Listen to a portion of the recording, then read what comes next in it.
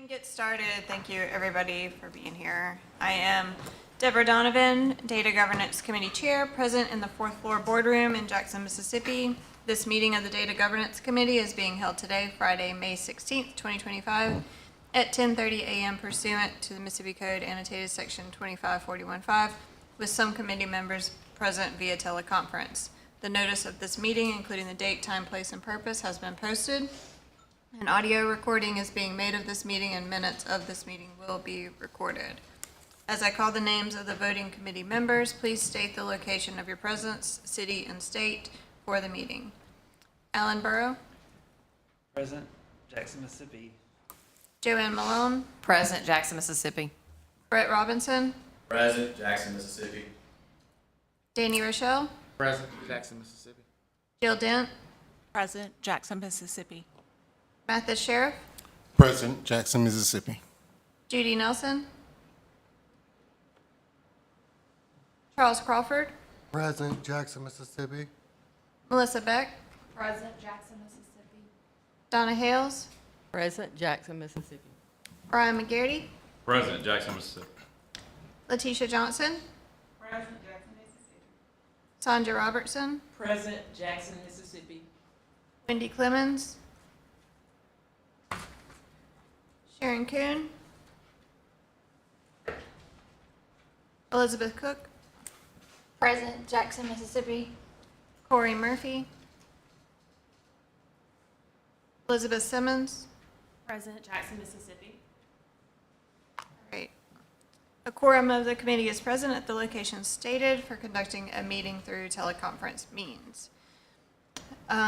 First on the agenda is approval of the February 13th, 2025 minutes. Do I have a motion for that? So moved. And a second? Second. Any discussion?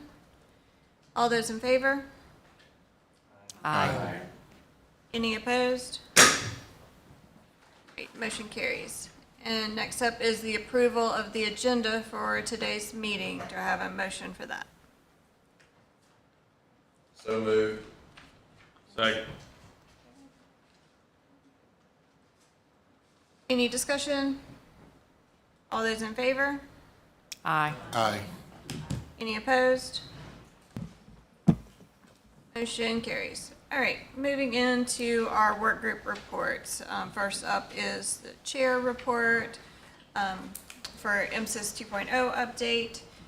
We are heading into our last month of MSIS certification with the district, so lots of end-of-year activities coming up that districts have not yet experienced in MSIS 2.0, dealing with their graduates, completers, promotions, all of that stuff that is new to wrap up the end of the school year, then moving into the summer with summer school course reporting and things like that. We are in conversations with all of the vendors about what happens during that kind of rollover time. MSIS will be available. MSIS is not going down. The system will always be available to run reports, to get MSIS IDs and things like that. However, districts, for the most part, will stop sending this school year's data around mid-June because they have to roll over their local systems and take time to do that. And then we'll start back up around mid-August to give the districts time to get the first few days of school under their belt, let the schedules settle before it makes a big mess in MSIS, so giving them a little time to get things sorted out. And so around mid-August is when you'll start seeing new school year data reported in MSIS for the new, all the enrollment, course section, all of those types of reports. Still have lots of reports to develop to see historical data, like student profiles, to be able to pull up a specific student and see like all their enrollment history, their assessment history, discipline attendance, all of that information, all of that. We're working hard over the summer as well as finishing out the first year of reporting and everything that goes along with that for accountability, assessment, and some of the CTE programs and some of the special ed programs that fall over into the next school year where, you have to give results on kids who exited in the prior year. So all of that is alive and well and on its way. Any questions or discussions on that? And as always, anybody can reach out to OTSS if you have questions about getting into MSIS or what's in MSIS and what's coming. All right, next up is the data sharing agreement work group. Ms. Donna? Good morning. Since our last meeting, I believe in February, the following have been executed or extended for, they include ACT and ACT work keys, where we renewed the agreements, and of course that's for the ACT state test and work keys test. We executed a new agreement for the National Center for the Improvement of Educational Assessment, and that is to evaluate and validate student assessment and accountability systems required by federal and state policy. The last agreement was the National Student Clearinghouse agreement, where we extended that agreement. That's it. Any questions?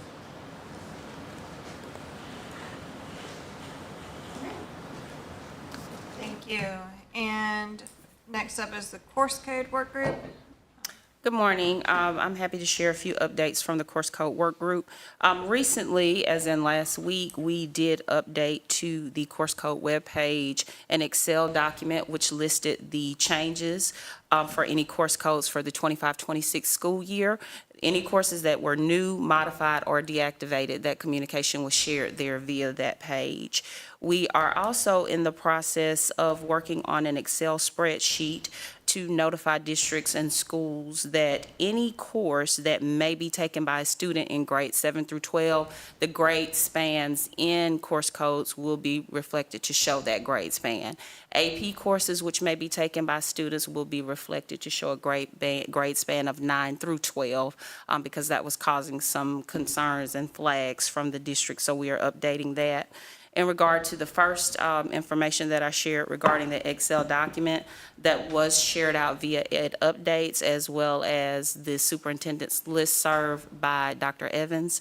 And so we just wanted to ensure that that communication was as widespread as it could be to the districts across the state. And so those are all the updates that we have from the Course Code Work Group at this time. Are there any questions?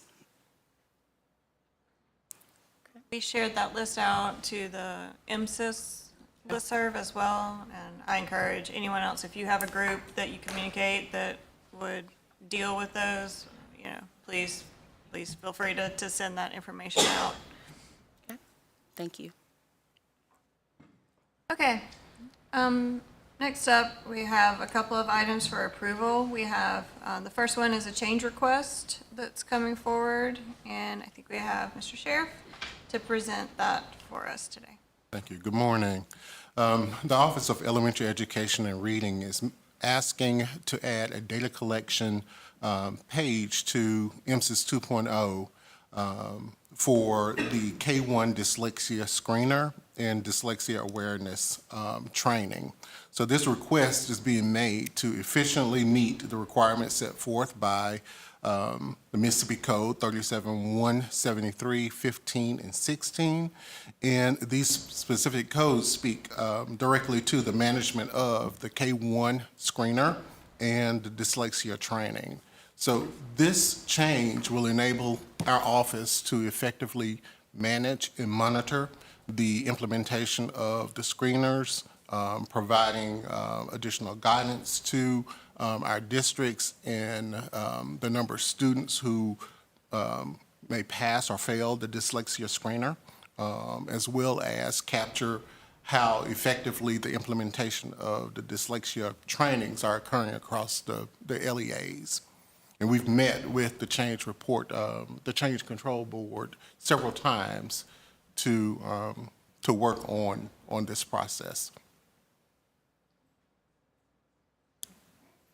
Any questions or discussion on that? Okay, so I'll entertain a motion to approve that change request. So moved. Second. Any other discussion? All those in favor? Aye. Any opposed? Motion carries.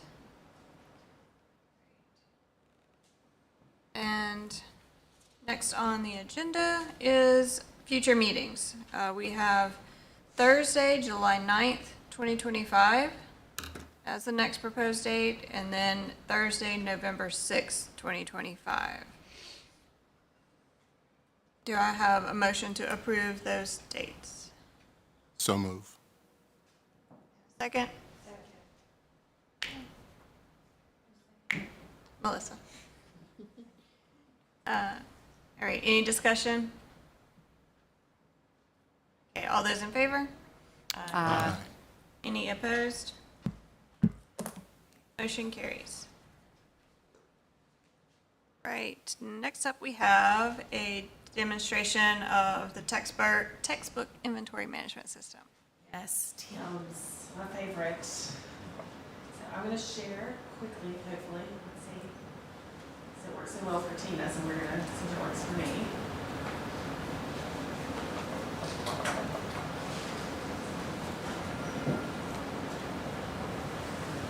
Great. So we have created a new Tim's.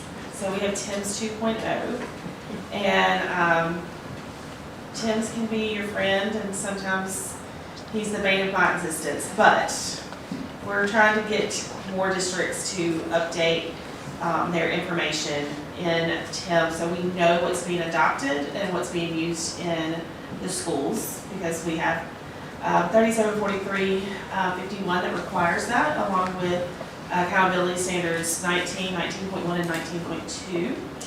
So what I want to do is kind of start off with the new textbook website. I don't know if everybody has seen this. So we have so much information about textbooks, whether it's from vendors or from the districts, that it needed to kind of live off of the MDE website.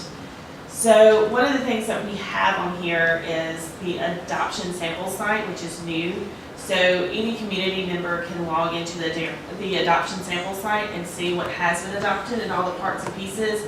And we noticed that that was needed after the Wit and Wisdom came out. And a lot of the community members, they were not really sure about the books that were part of that curriculum and things like that. And it was kind of the game of telephone over social media about the curriculum. But they had never actually seen the curriculum. They had just heard from their neighbors and friends. And so we added this ability for the adoption sample site for community members, districts, and whatnot that can actually see what's been adopted. So you can find all things from early childhood information to secondary, elementary, CTE. Now we're going to add in academic interventions, and we're going to actually move into curriculum-based professional learning. So all those consultants that we see in and out of our school districts, we're going to kind of move into having a state adopted list for those vendors, so all that information will live here as well. But we're going to get into TIMS. So the original TIMS was an Oracle system. I don't know if everybody knows what that means. We built it in-house. It needed to stay in the 90s where it belonged, because it wasn't that great. It was not real-time data. It took 3 or 4 days for data to appear, if it ever did appear. Districts could go in there and kind of willy-nilly delete things that would delete for the whole state versus just for one school or for their district. So a couple of years ago, I think in 2021, the Jackson Depository, that had been around for 100 years, decided on my second week of being the textbook coordinator to close. And so we had to kind of jump through some hoops and get a new depository, because we have to have one by law. And we said, well, while you're doing this, could you also build us a new TIMS? And they had never heard of such. They didn't know why we needed it. And I was like, because we need to see where lots of money is going, because textbooks now range anywhere from $100 to $150 per student. And that's a lot of money being spent on materials. So what's great about this is not only can we see the data in real time, but districts can. So we can search, district by district, but as a district, they can start to see, okay, what's being used, what's not being used. So as they look for, look at their money, do we need to go to a new curriculum because our test scores are not that great? There's some new information that they haven't had before. But I want to see if I can share my PowerPoint quickly. Because what we're gonna move into is something that Dr. Evans is really excited about, because we are moving towards kind of a return on investment, so to speak, where we can start seeing some data. Hold on 1 second. So this is what the old one used to look like. And so anytime there was a change, it would make the change for the whole state, and then I would have to go in there and clean it up. Or, depending on how somebody spelled algebra, that could be different. And so then you had, Algebra 1 from it was the same textbook, but it was spelled different ways or abbreviated, so it looked like we had multiple titles and we didn't. So the new one is so much better. But, okay, here we go. So what we're moving towards in terms of data is this.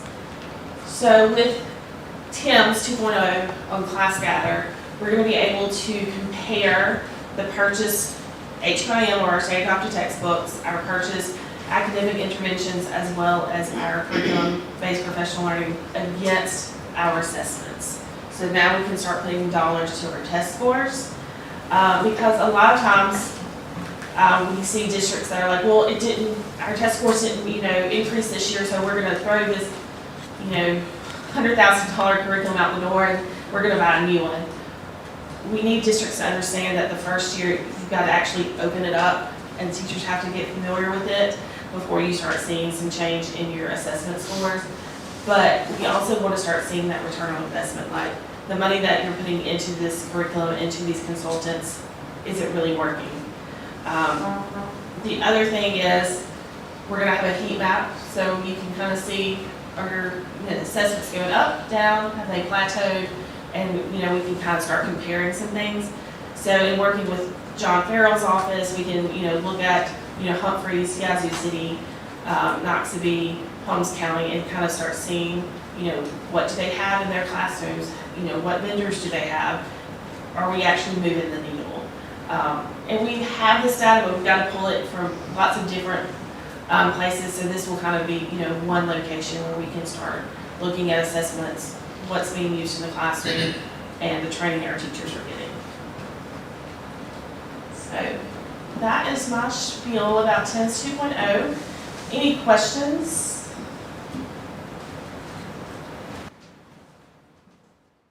The only question I have is because I didn't see it, I was looking for it.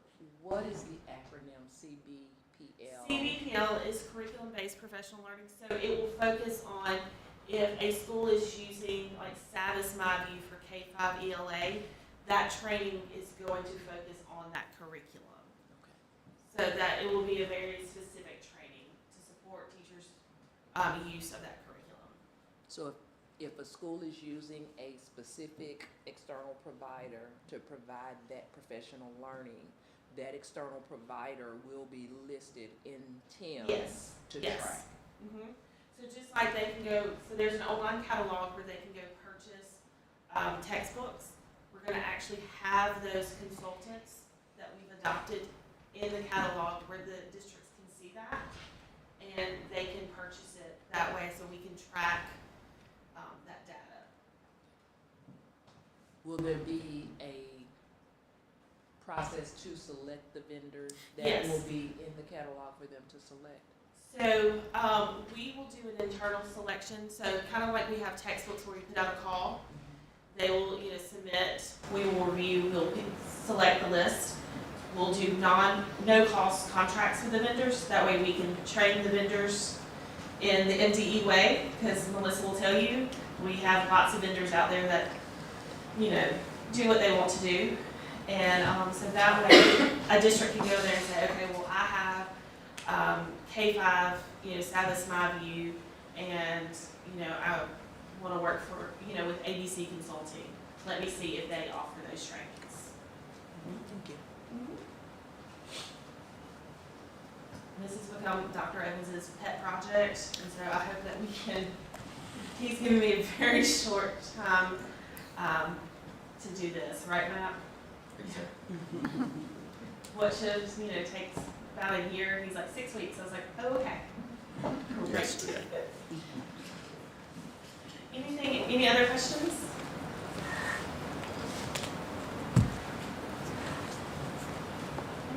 Thank you so much for sharing. It's exciting. All right, that was the rest of our agenda, so now I'll entertain a motion to adjourn. Second. Any discussion? All those in favor? Any opposed? Motion carries. Thank you so much for joining us today.